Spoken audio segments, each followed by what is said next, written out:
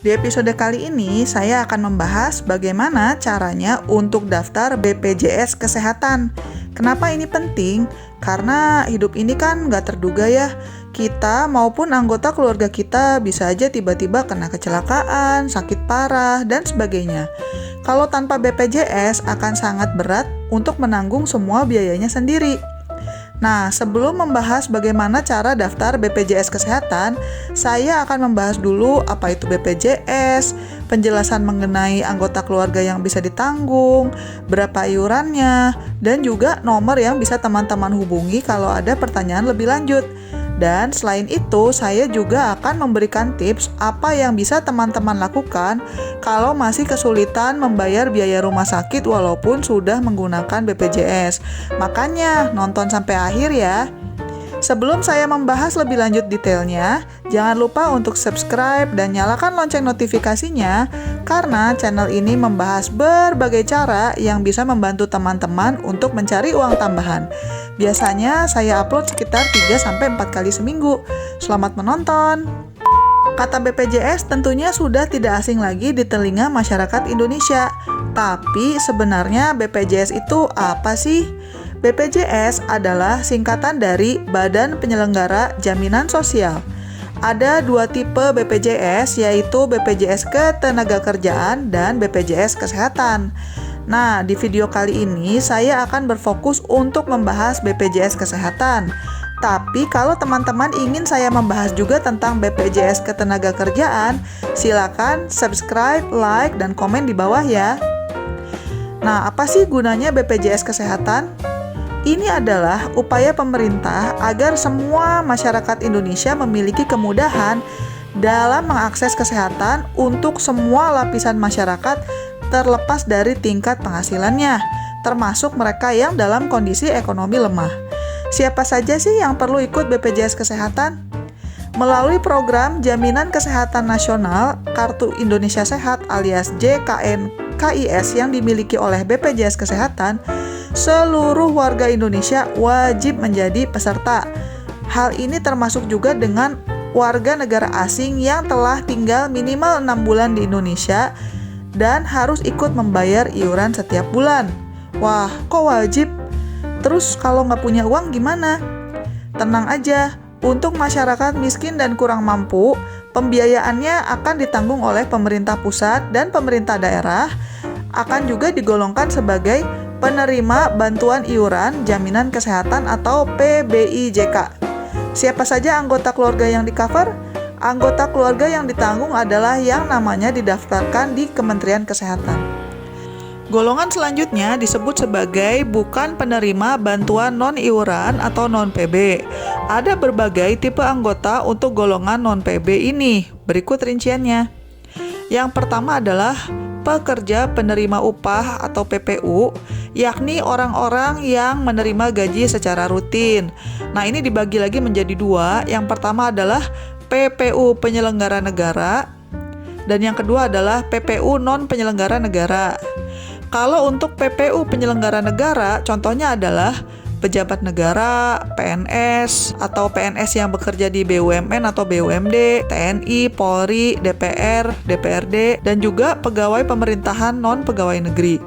Sedangkan contoh-contoh dari PPU non-penyelenggara negara adalah karyawan BUMN, karyawan BUMD, dan juga karyawan swasta. Untuk golongan pekerja penerima upah ini, anggota keluarga yang bisa di-cover melalui program Kartu Indonesia Sehat maksimal adalah 3 anak dari pernikahan yang sah.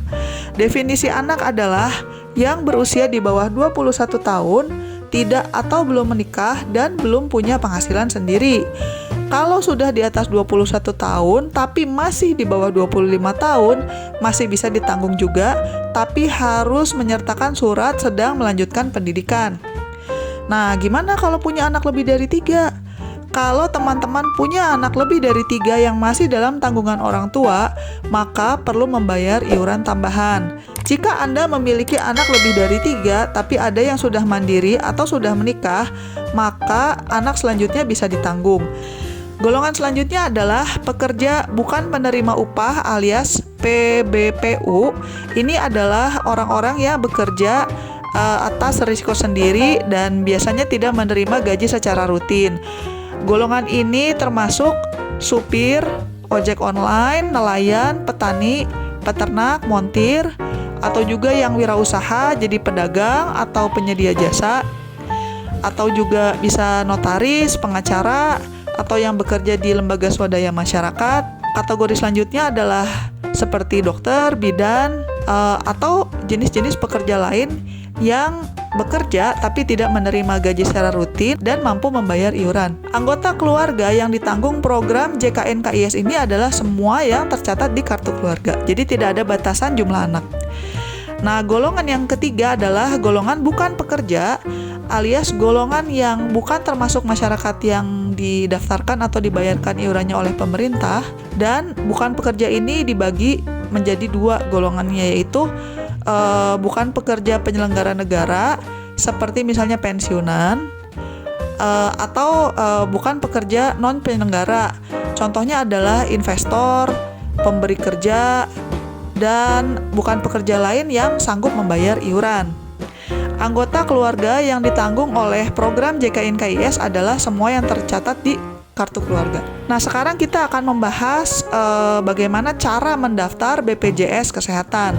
Secara singkatnya sih, biasanya kalau kayak PNS, karyawan swasta, karyawan BUMN, pejabat pemerintah, TNI, Polri, dan sebagainya, itu sudah didaftarkan otomatis ke BPJS oleh satuan kerjanya, biasanya begitu. Tapi biasanya yang harus daftar BPJS secara mandiri adalah peserta pekerja bukan penerima upah dan juga yang bukan pekerja.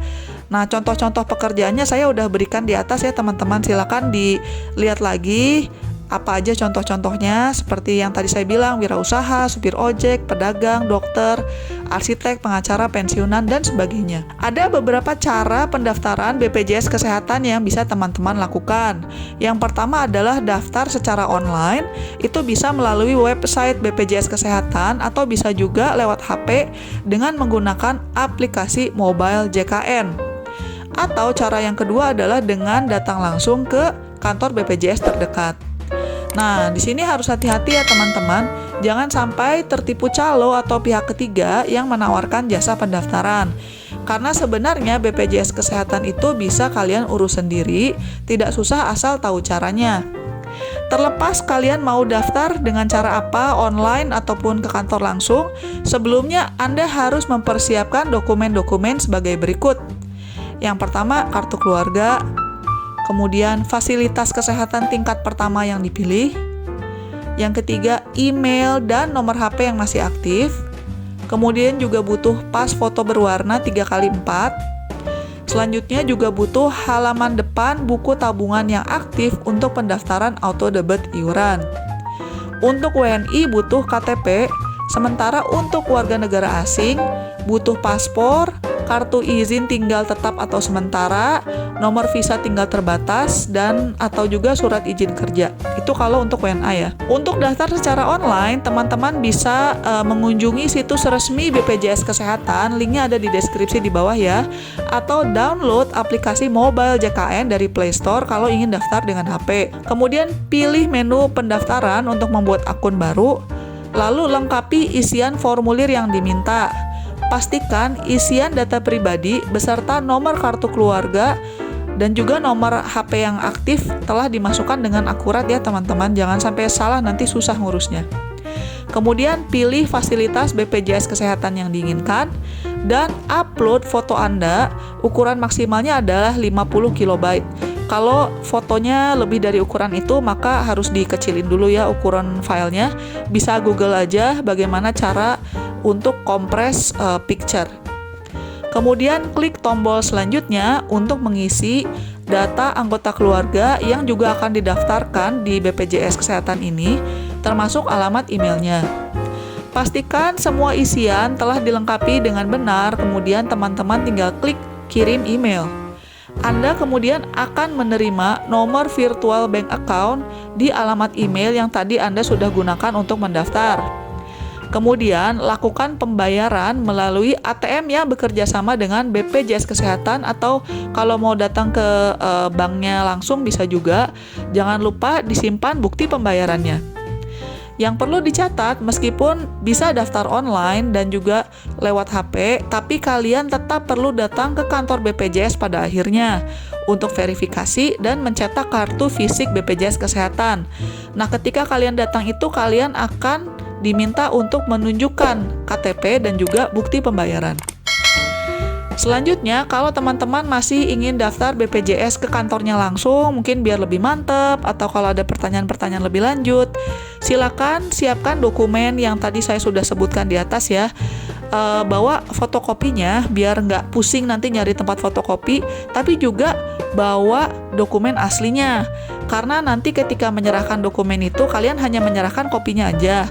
Tapi biasanya suka diminta untuk nunjukin dokumen aslinya, untuk membuktikan bahwa dokumen yang teman-teman sertakan itu asli. Nanti aslinya ya tinggal dibawa pulang aja ya. Kemudian, teman-teman isi juga formulir pendaftaran isian peserta dengan akurat dan juga lengkap. Dan selanjutnya, petugas akan memberikan nomor virtual bank account yang bisa digunakan untuk pembayaran dana atau transfer dana klaim sesuai dengan kelas BPJS Kesehatan yang teman-teman pilih. Habis gitu, teman-teman tinggal membayar di bank yang ditunjuk oleh BPJS.